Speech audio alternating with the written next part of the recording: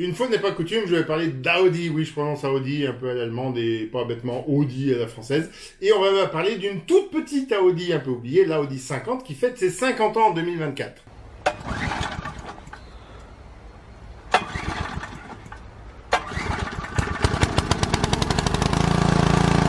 Un petit rappel historique, la marque Audi existe depuis 1909 quand August Horch, qui venait de se faire virer de sa propre société éponyme, qui produisait des voitures sportives et luxueuses, crée la August Horch Automobile Werke. Mais le nom ressemble trop à celui de la August Horch Company qui vient de le licencier. Alors le tribunal l'oblige à changer et il va se permettre un jeu de mots en créant donc l'Automobile Union Deutschland Industry, abrégé en AUDI, Audi, qui veut dire écoute en latin, écoute, ça se traduirait par Horch en allemand, la boucle est bouclée.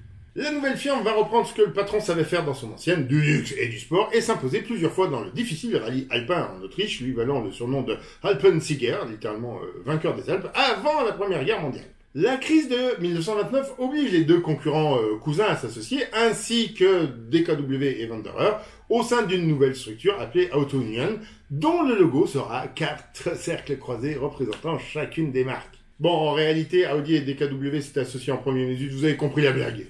Pour autant, les marques ont continué de produire sur leur marché spécifique, DKW pour le bas de gamme, Wanderer pour le milieu de gamme, Horch pour le luxe et Audi pour l'innovation avec la traction avant et un 6 cylindres moderne. Il s'agissait de mutualiser certains achats, certaines productions de pièces et donc de faire des économies d'échelle, principe que Volkswagen a complètement repris, ils ne sont rien inventé, tout avait déjà été fait avant-guerre.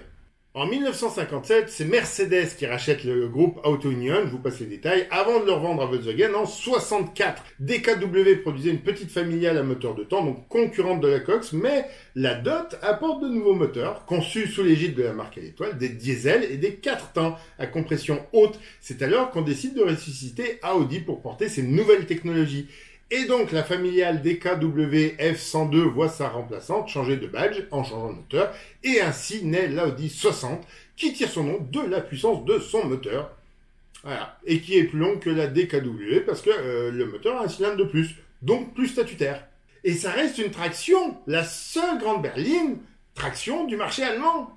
Les phares rectangulaires ont remplacé les lentilles rondes, avouez que l'arrière fait vraiment penser à une Marco. Vient ensuite l'Audi 100, toujours parce que produisant dans les 100 chevaux, développé en secret par Ludwig Krauss, ingénieur-chef en dehors du travail, la voiture plaît à la direction et rencontre un succès inespéré. La marque porte le groupe.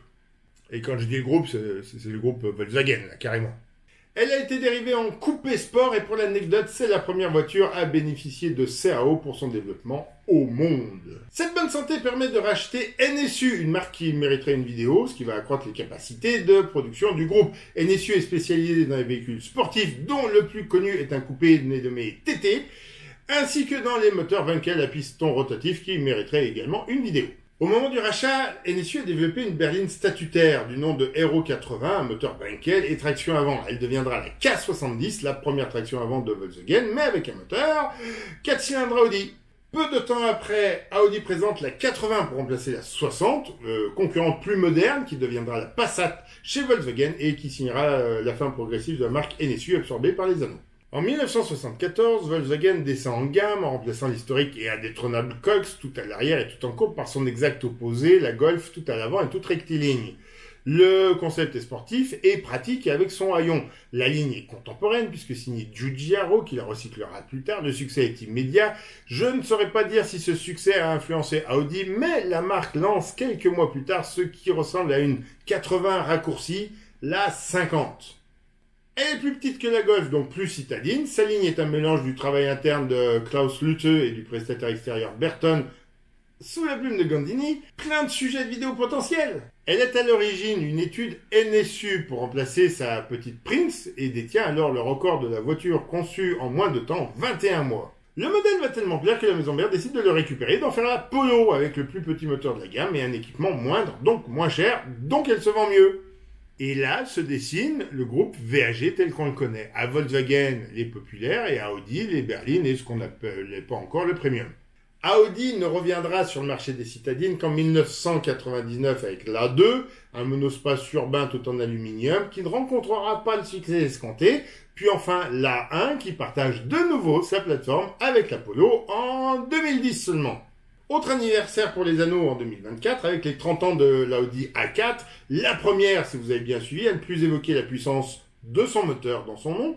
Procédé totalement désuet à une époque où un même modèle peut exister avec tout un panel de motorisation. La Audi 81 devient donc A4, l'ancienne 100 devient A6 et la V8 qui couronnait la gamme devient A8, une limousine tout en aluminium. Encore un peu d'innovation pour la marque des champions.